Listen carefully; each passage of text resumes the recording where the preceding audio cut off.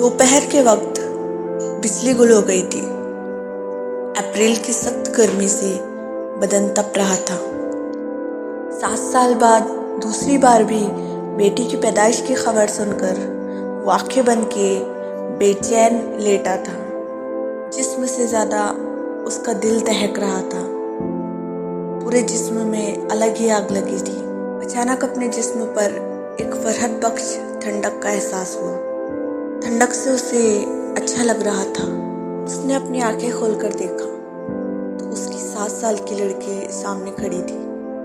अपने दुपट्टे को पानी में भिगोकर उसके जिस्म पर डाल रही थी और कह रही थी, अच्छा लग रहा है ना अब्बू।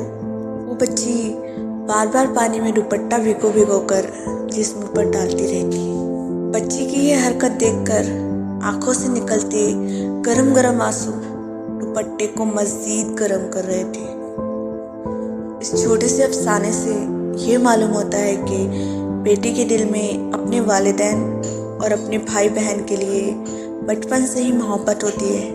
रब जब किसी घर बेटी देता है तो उसके बाप की रिस्क और कारोबार में बरकत भी अता फरमा देता है। इसलिए बेटी होने पर कभी भी मायूस नहीं होना चाहिए, क्योंकि वो अपना रिस्क और बरकत खुद साथ लेकर आती है।